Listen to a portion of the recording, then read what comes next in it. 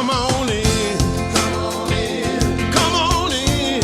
Come on in. The God in us recognizes the God in you. The God in you. Whether you're black or white or gay or straight, Christian, Buddhist or Jew, this door is open to you. Good morning. And good morning to you online. And welcome to the Claremont Center for Spiritual Living, which is part of the International Center for Spiritual Living, where our vision is a world that works for everyone. I'm Reverend Mary. Reverend Tracy's on a little mini respite, and I'll be here with you today. And playing with us today are you and our practitioner, Patty Powers, and our musicians. And you know what? We have Jeff and we have Janelle. Yay! One of my favorites. I'm always touched by whatever Janelle sings to us. And of course, Jeff is my very favorite. So, but we have a good team for us today, so welcome. And with that, I think we'll go ahead and get started. Are you ready? Just relax. Sit back in your chair. Close your eyes if you're comfortable.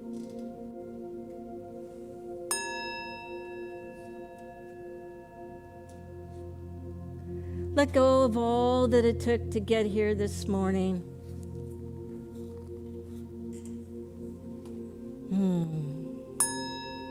And let go of your thoughts for the afternoon and just become present.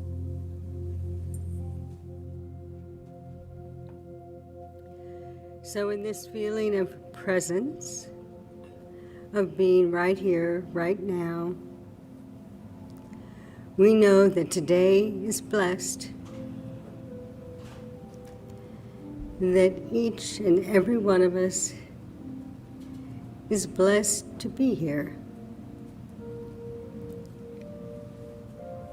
in the warmth, in the music,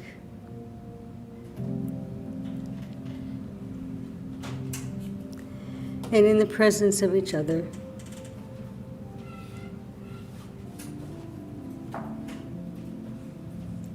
And we take a second just to feel our oneness.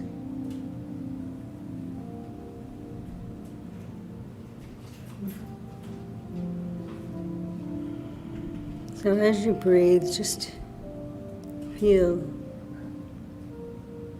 that oneness, that presence, the power.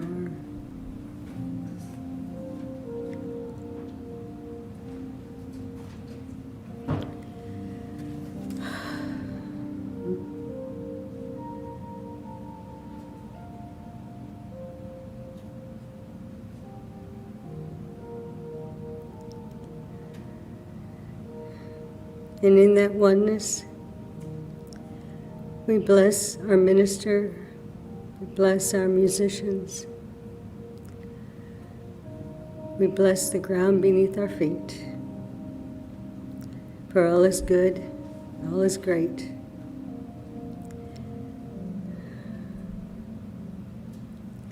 And so we let it go, and so we begin.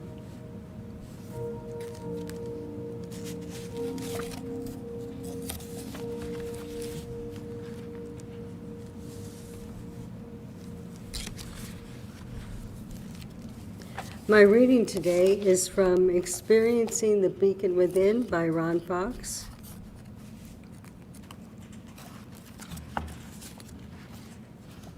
And it's called The Way of the Mystic.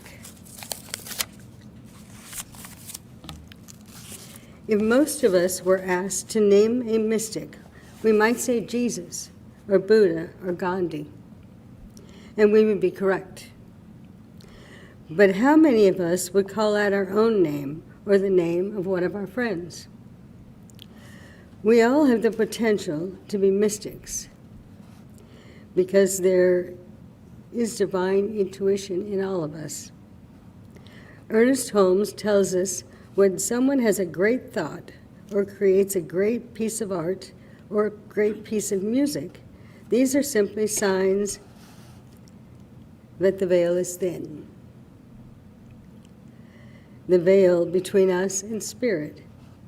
And if we do our spiritual work and we can pierce the veil, he writes, know there is something more than law or intelligence we may come to for inspiration, for guidance, for direction, a power responding to us, a presence pressing against us, an animation flowing through us, a light within. In the book, The Power of the Kabbalah, Yehuda Berg discusses the 1% of reality and the 99% of reality. The 1% is our five senses. The 99% is what lies beyond our senses. The 99% reveals a world of perfection, a world that is centered in God. Here we act from a place of knowing, a place of peace, a place of godliness. Why then don't more people seem to get in touch with the divine and their mystical self? The answer is simple. Some people take more time to listen to that still small voice. And as a result, they become more receptive and more open to the divine. Why not make some room for spirit to enter your life? Take some time each day to enter the silence and see the results. You may be surprised. Thank you. Please welcome Janelle.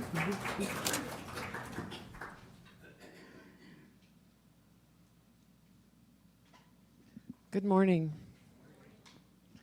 Always a privilege to be here. I love the spirit here so much. It draws me in, and I think about how it took your whole life to get you to this moment. And when we meet up with people, we don't know their story, right? We don't know their whole life story, but it took their whole life to get to right now.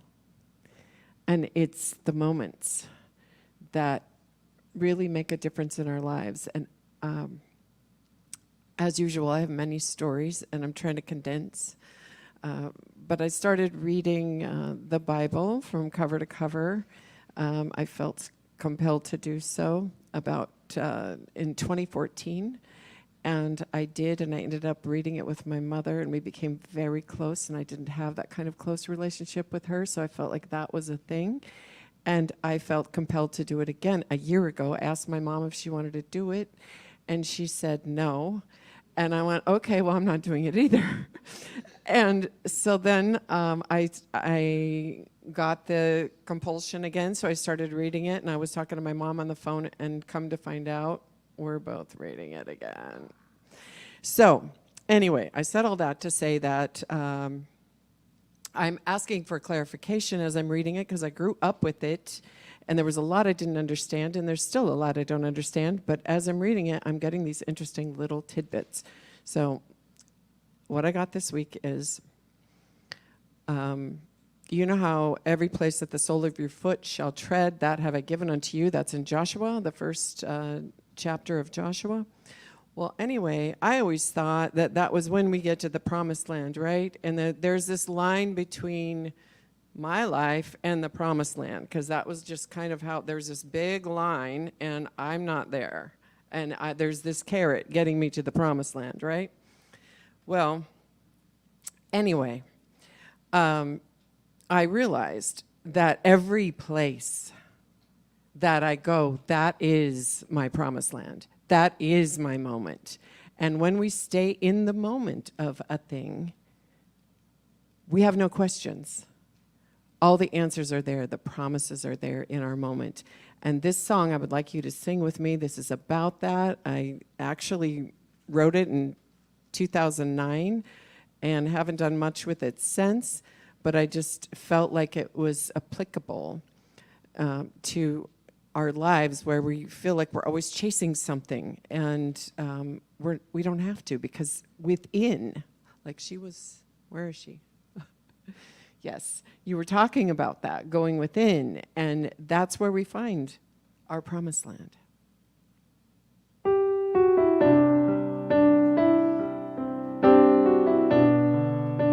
I'd like you to sing along.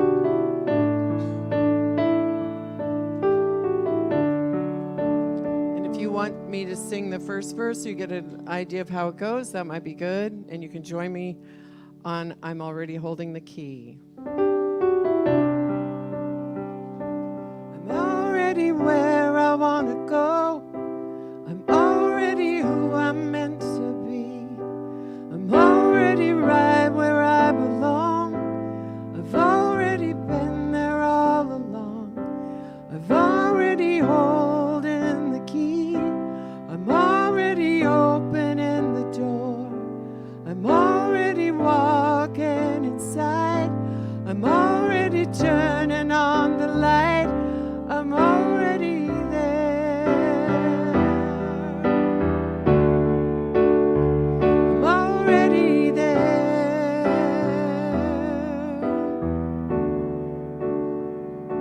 I've already met all my needs. I've already planted all the seeds. I've already grown and I've gathered. I'm already all that matters. I've already found everything. I've already brought what I came to bring. I've already made the perfect choice. I've already found my own voice. I'm already there. I'm already there.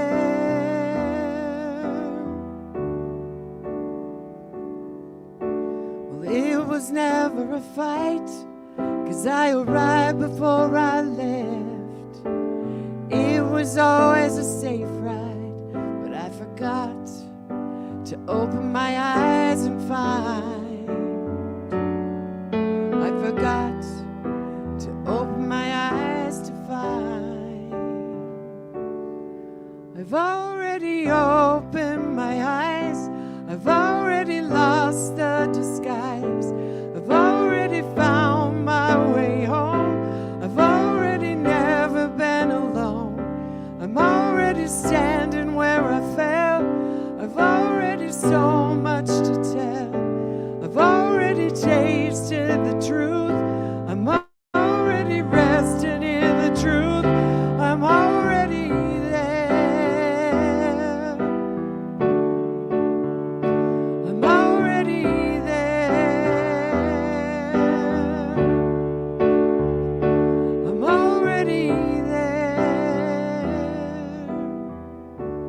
I'm already there.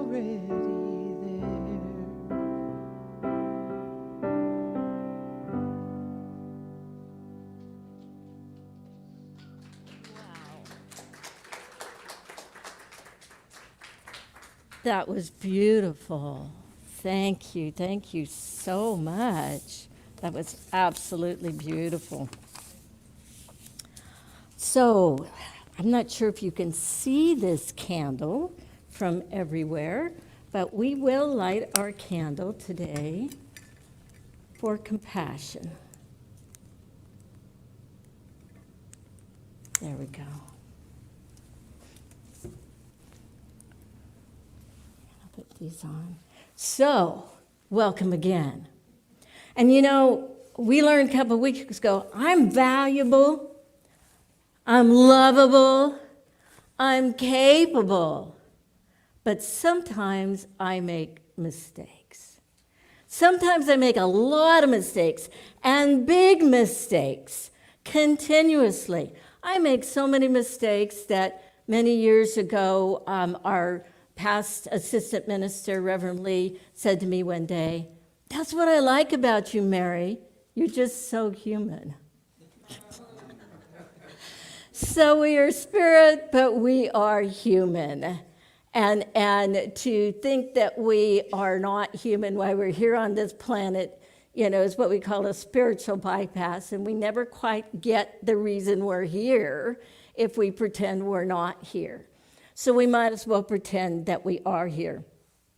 So Jack Kornfield, in his book, The Buddha's Little Book of Instructions, says that if we have compassion, but that compassion doesn't include ourselves, it's incomplete.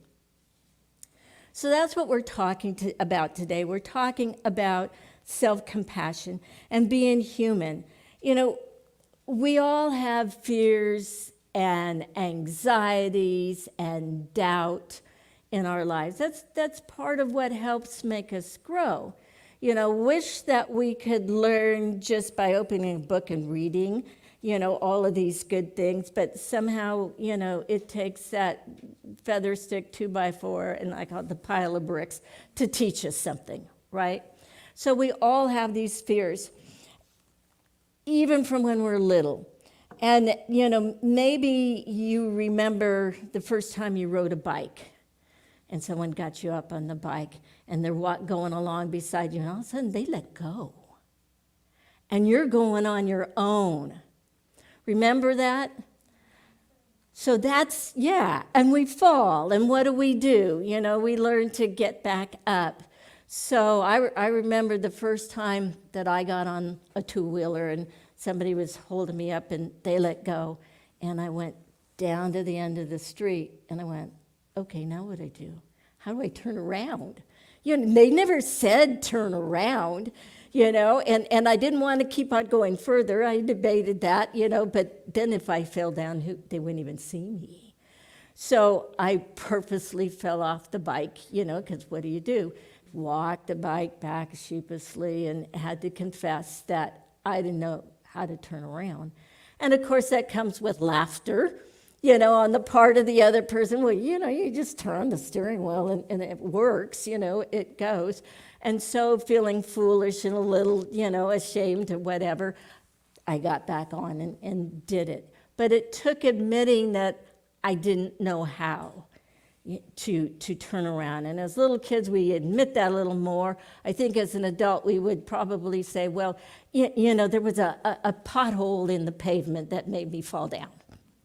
We tend to want to hide what we're doing. And that's because, falling off a bike is sort of a simple thing. We get a little disinfectant and a Band-Aid. But the greater fears of being rejected or abandoned or feeling like a fool, having all of those judgments, they're a lot deeper. And we do have this tendency to want to hide them. We don't want people to know that this is going on.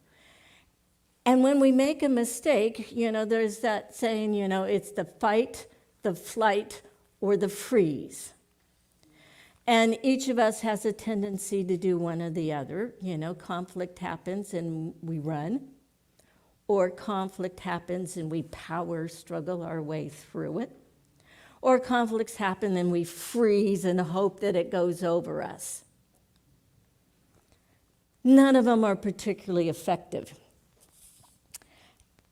And sometimes the world just makes us so anxious, that we have this, level of anxiety that it's just constant and constant. And when we have that level of anxiety that is constant, it just wears us down. And so the slightest little thing can send us into a tizzy. They call that the straw that breaks the camel's back, right? Because we're just so worn down. We don't sleep well when we're anxious. We're always on edge. And so it just takes a little thing to do that. Well, we hide it because of that greater fear. But Scott Aubrey tells us, that there are three things that cannot be hidden: the sun, the moon, and the truth.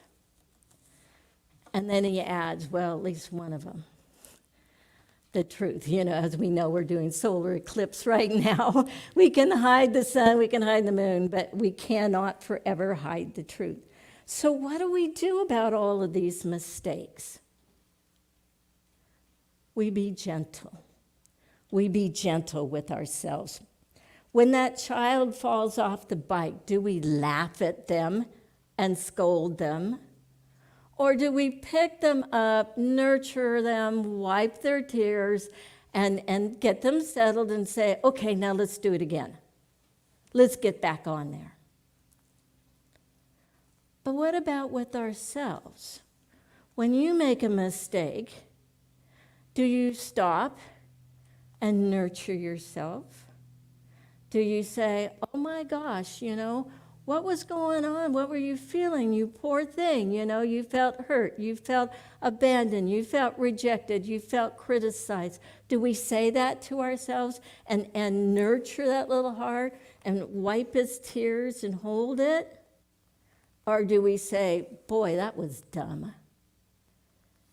What in the world were you thinking?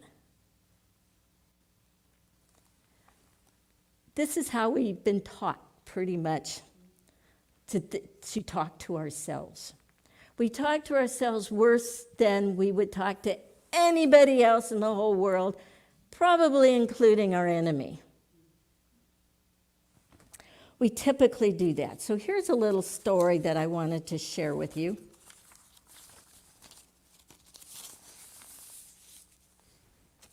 Once in a small, bustling town, there lived a young artist named Sam. Sam was incredibly hard on himself, always striving for perfection in his paintings. One day, he decided to enter a local art competition. The theme was self-reflection, a concept Sam found both intriguing and a bit intimidating. Determined to create a masterpiece, Sam spent countless hours in his studio, painting and repainting, never quite satisfied with the result. As the competition drew closer, Sam became increasingly critical of his own work, seeing the flaws in every brushstroke. The night before the submission deadline, Sam sat exhausted in his studio, surrounded by crumpled sketches and half-finished canvases. He lamented, I'll never create anything good enough. Ever felt like that? Just then his cat Whiskers jumped onto the table, knocking over the paint jar, all of the paints onto one of the discarded canvases. Sam watched in horror, and then, to his surprise, he broke out in laughter.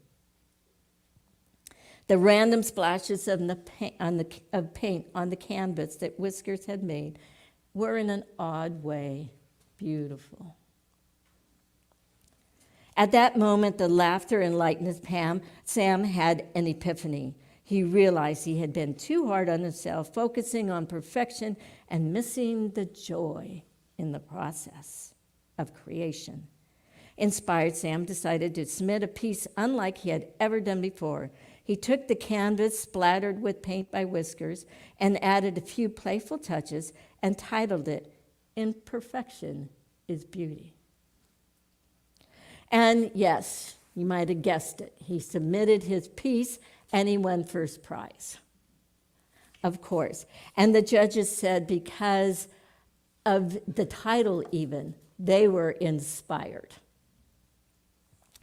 Imperfection is beauty. And the truth is, our hearts cannot be fully open unless we accept our oneness and of everything that we do. And this acceptance and self-love helps us to open ourselves to vulnerability. Self-compassion leads us to be able to have compassion for others, because you cannot judge anyone else without judging yourself. And you can't really judge yourself without putting someone else into judgment, because it's all relative, right? So it's within and it's without. The self-compassion helps us to be authentic. which doesn't mean that we let ourselves off the hook for everything we do. Remember, we encourage the child to get back on the bike. We encourage them to be responsible. But before we do that, we nurture and we love. We remind ourselves, we remind this little child and the child within that they are valuable, lovable, and capable. With capable being last, right? Valuable and lovable coming before the capability. So a couple of weeks ago, we talked about that. We talked about the being valuable, lovable, and capable. But how many of us really, kind of went home and felt that and taught it to others and realized that as we were accepting it within ourselves, that we could accept it with others. At the core of our being, we are all one, right? We're spiritually one. However, as humans, we're all over the page in our expression of how God works through us. And that's what we call diversity. That's great. That's great. And as we learn from our mistakes, each other learn from their mistakes. So rather than trying to hide them, if we share that, you'll find that when you share, I remember years ago, I idolized my mother. I thought, she had the golden touch. Everything she did turned right. Well, we ended up working together, when I was in my 40s, we ended up working together. One day she was coming to work, and she missed the off-ramp. The daydream, we've all done that. You kind of miss the off-ramp. Well, she went on, and next thing, she was coming from San Marino, Pasadena, missed the off-ramp in Covina, finds herself out at Baseline, the Baseline off-ramp, goes, oh my gosh, I missed it, got off, tried to come back, got on the wrong way, as you can do at that Baseline on-ramp, and then found herself in Fontana before she realized what she had done and had to come all the way back. When she shared that with me, all of a sudden, she became a person to me. She stepped off the pedestal that I could never reach or touch and became a person. To that point in my life, my mother and I were totally separate.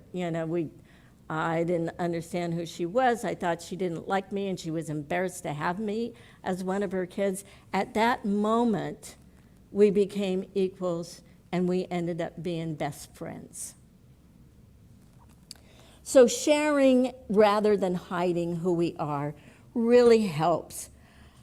It gives us that freedom to get back on and teaches us. I know my ex-husband used to tell my son that a mistake is not a mistake unless you don't learn anything.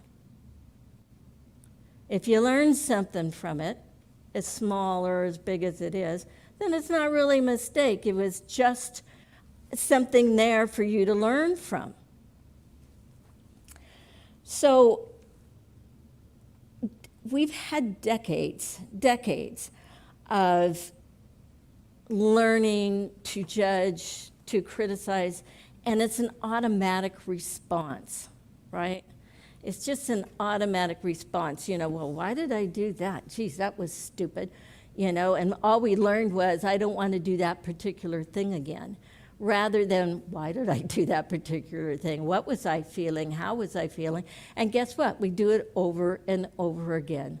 We do the little things over and over again. We do the bigger things, over and over again. We marry the same people when we get divorced over and over if we don't learn something from the first time. And why don't we learn from these things? Is because we block it down. We try to hide it even from ourselves, because we go into so much judgment of ourselves that we can't bear it. So we turn around and try to blame all our woes on everybody else, because at the core, I'm feeling so responsible for every little tiny thing that it's overwhelming. So I blame someone else to get a little bit of this off, because it's too much. So we weigh ourselves down without allowing ourselves to be creative and authentic. You know, the painter, Sam, realized that he was just being way too critical and just couldn't be his authentic self. So why is this, from a spiritual perspective, important? Why is it, because we go, okay, that's being human. I'm only going to be here X number of years. And some of us, those number of years are decreasing as we go. So we go, why should I even bother? There's a lot of reasons to bother, being self-compassionate and loving with yourself first. So why did the person, I like to start with this reason, why did the person get up in the morning and give the mirror a pep talk? Every morning, he'd get up and give the mirror a pep talk every morning. Because he knew that reflection needed a little self-compassion to start the day with a smile, even though it was a little bit cracked. Even though we're a little bit cracked, even though we have issues, even though we have baggage, we deserve that self-compassion. And in order to grow spiritually, we have to have that compassion. So having self-compassion there's 8 good reasons. First, it gives us a path to inner peace. Who wouldn't like inner peace? How many of us pray for inner peace all the time? I just need a little peace. I remember as a little small child, my dad standing in the mirror with his razor going, I just need a little peace. Christmas time, we would ask him, Dad, what do you want for Christmas?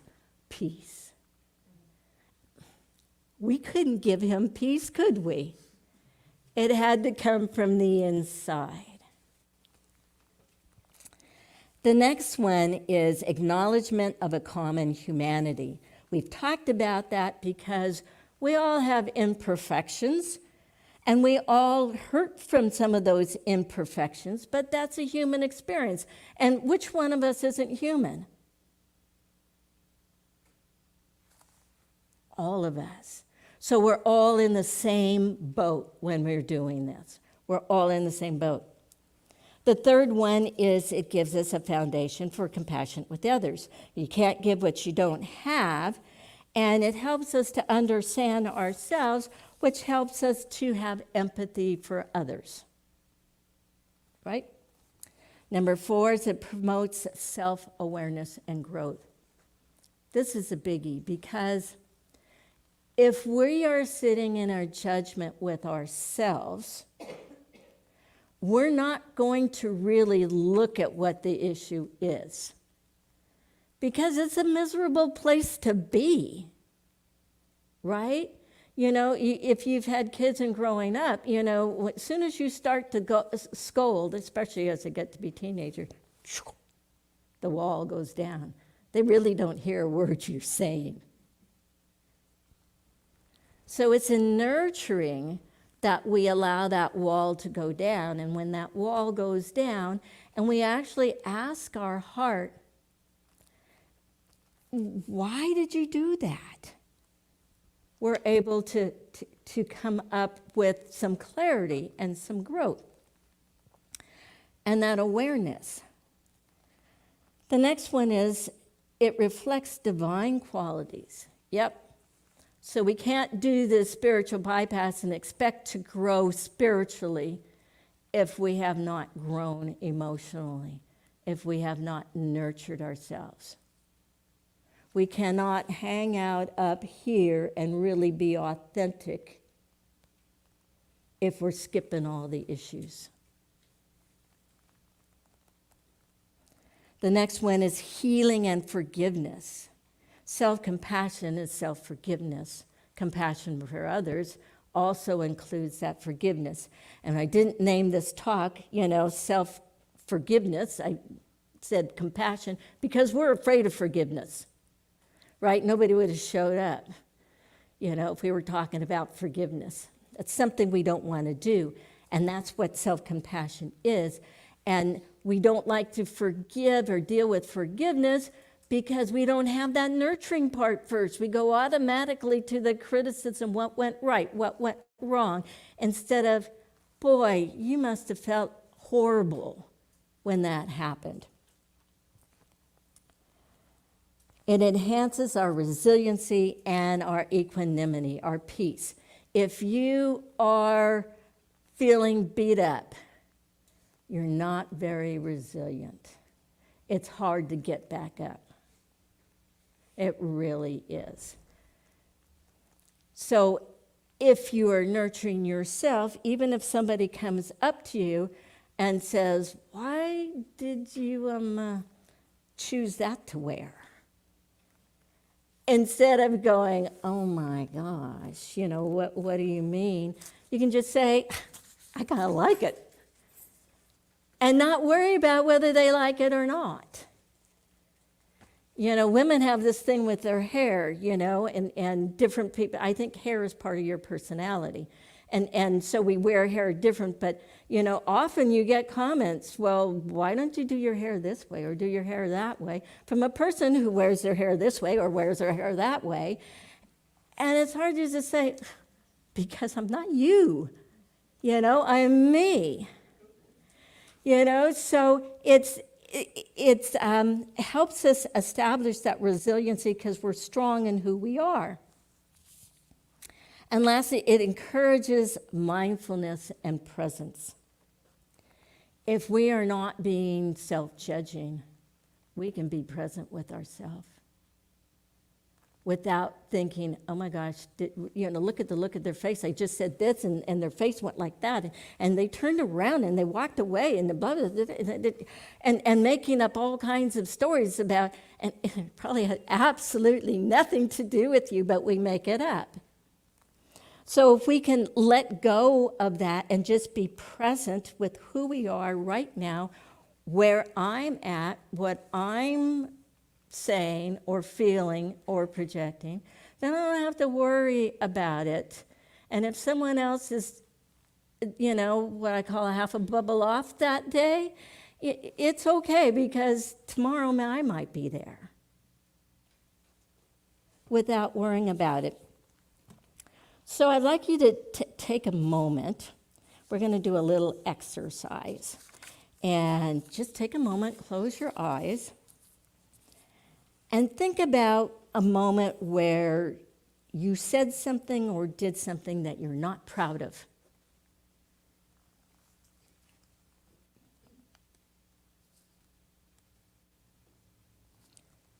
Now ask your heart, not your head, but ask your heart, what was it feeling at the time? Was it angry? Was it hurt? Did it feel belittled or rejected? Was it overwhelmed?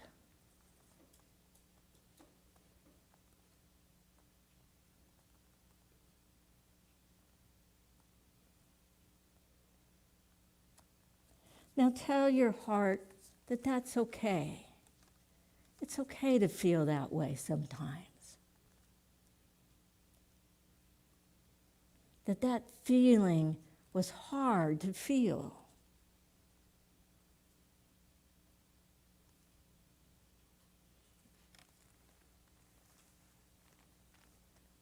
Give it a big hug inside. And let it know that you love it just the way it is.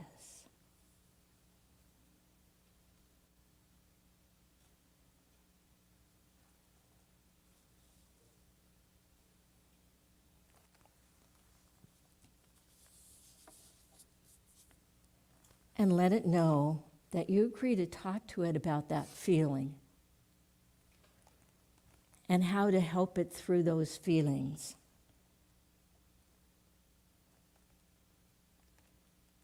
So the next time you'll be there for it. And you'll be there for it however it wants to deal with that situation.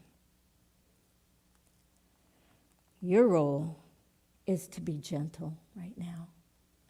To be gentle and kind.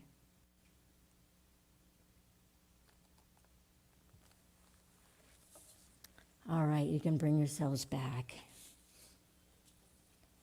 So in summary of all these reasons why it's important, we know that being self-compassionate is more than just being kind. It's a profound practice that nurtures your inner peace, your growth, and your connection.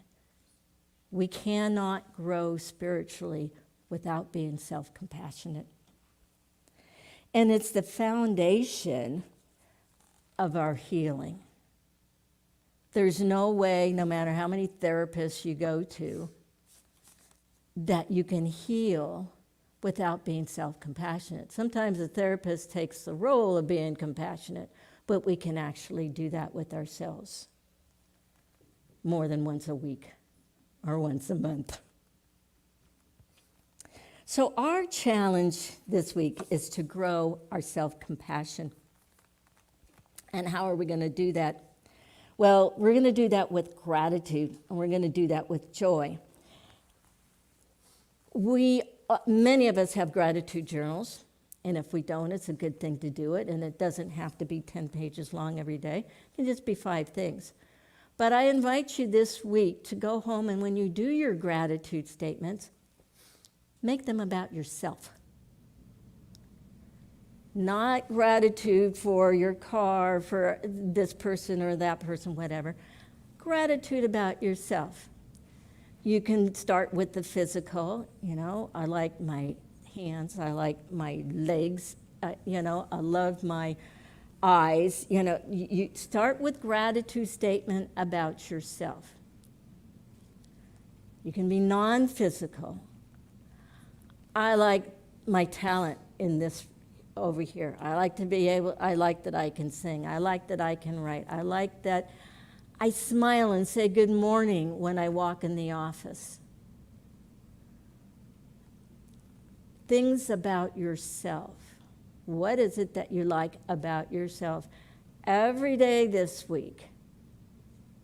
It's easy to list all these other things that are not you. This week we're going to list the things that are us. Because as like the guy in the mirror, you need that in the morning, that self-compassion in order to be your authentic self through the day. It's something we're not used to doing. Many of us were taught that's a no-no.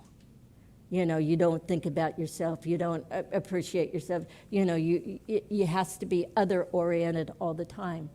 But the truth is, as we know many times, through many authors, that it's the healed warrior that makes an effect in this world, not a wounded one. So let's take care of ourselves, heal ourselves this week so that we can enjoy the world around us and bring joy to that world, bring ourselves to that world with all the warts and everything, all of ourselves. Let's be compassionate and grateful for ourselves. So who's in it with me? Who's going to do their self-gratitude? All right, thank you. Namaste.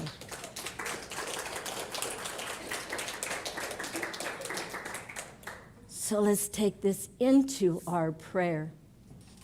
Remembering that prayer isn't for God. Prayer is for us to get in alignment with God, in alignment with that unconditional love, that unconditional gratitude. God's grace is always flowing. God's love is always there unconditionally.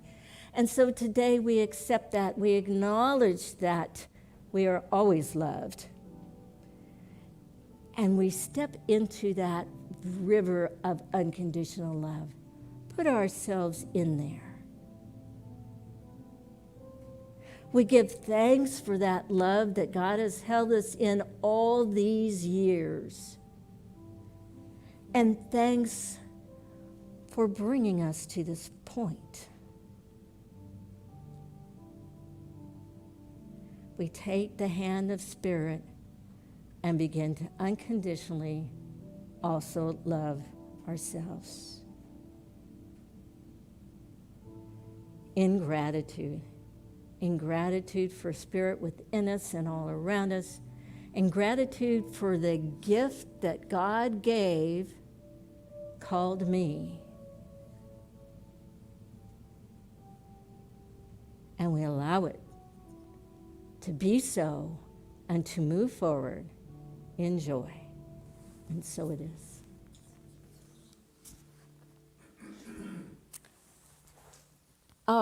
Music, I believe.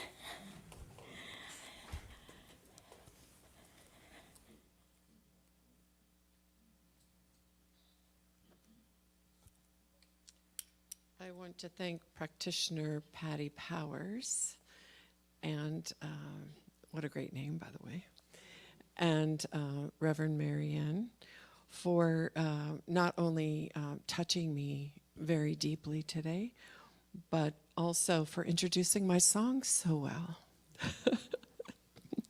It's kind of amazing how that works. Wow. So I have students that I teach how to write music. And one thing that I tell them is where you are today, what you're going to write today is going to bring out what you're going through. And it doesn't matter what the subject is. That you could have the same subject tomorrow and you're going to write a different song. So it's just based on that. So there was a U-Haul box in the room, and I just gave them an example, and I just started writing about the U-Haul box. And this was in February. And as I have mentioned before, I always, ask what song should I do? And I have like 1,600 started songs in my phone. And I started going through them, and I forgot about this. And I actually kind of wrote the song that day. And it's about our inner world and, making boundaries of how we talk to ourselves and evicting those thoughts and those mean things that we say to ourselves. No more trespassers in our minds, in our hearts, in our lives, and wow, did she ever talk about that? And that's this song that wouldn't let go of me once I found it this week. So it's called U-Haul Truck. So there you go.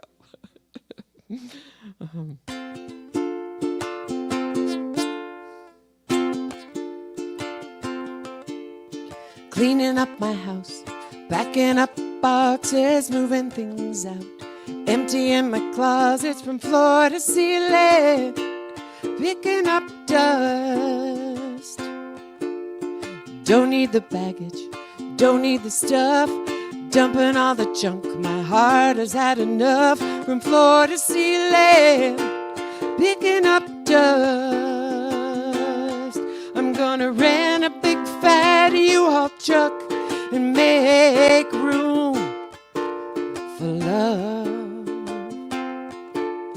Kicking out some thoughts yet, clearing out the haters, hiding all the rocks, good riddance invaders. From floor to ceiling, picking up dust.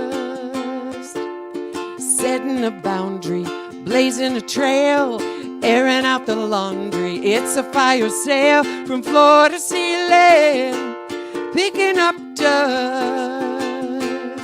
I'm gonna rent a big fat U-Haul truck and make room for love.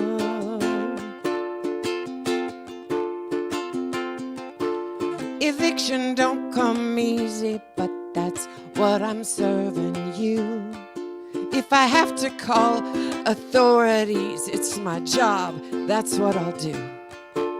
Trespassers be gone, please. No more squatters' rights. I'm tearing up your lease.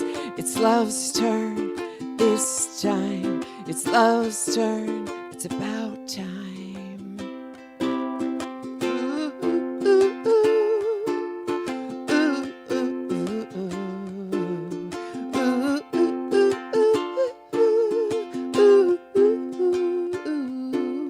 Turn off the voices living in my head. Clarity came where I thought I was dead. From floor to ceiling, I'm picking up love. Well, I'm starting to sing, I'm starting to feel, with nothing in the way. I'm starting to heal. From floor to ceiling, I'm picking up love. I'm gonna rent a one-way U-Haul truck. Rent a one-way U-Haul truck. Rent a one-way U-Haul truck. And make room for love.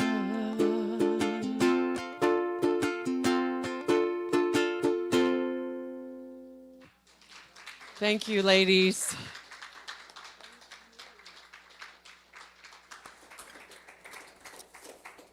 That is so perfect. So wonderful. Thank you. Let's do our affirmation for today.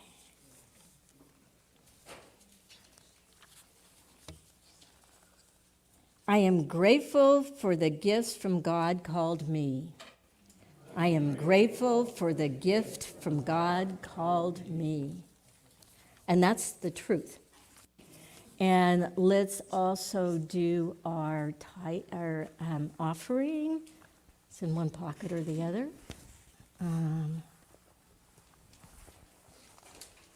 Here it is. There we go. Divine love through me blesses and multiplies all that I am, all that I give, and all that I receive. I am prosperous now. Okay, and the basket's in the back, so you can just keep that out, and there's envelopes back there if you need them. And now we have a few invitations, and we're doing something a little different today. Sean's, who is one of our board members, is going to read you our invitations.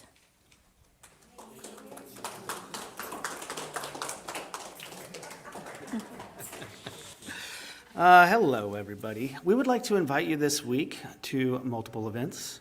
Wednesday night, we have Gateway. It's right here at 5:30. There is a meditation that begins at 5 p.m., and that's in the practitioner room in the building that looks like a big A. The big A. Let's see. Let's eat. Do you want to eat with Reverend Tracy? We're starting the lunch with the Rev again, and that's going to be on third Thursday. Yeah, so you can pack a bag and sack lunch, whatever. Just come and talk to her, hang out, and chill with the Rev. Let's see, line dancing. So every Tuesday we have a line dancing class that is taught right up here in Holmes Hall. And they have all levels of classes, so come and just have some fun line dancing. If you can stay on a line, you can dance. And then, let's see, dark fusion belly dancing with Marjani. That is on Wednesdays, Wednesday evenings, 7 p.m. to 8:30. And if you want to show your belly, that's a good place to do it. It's $15 per class, discounts available with class cards. See flyers in the foyer, which is actually that corner. The flyers are over there, right? Corner by the door, if there's flyers. Either there or they could be on the other side. The Oh, flyers okay. are probably over here. That's our foyer, then, the back left door.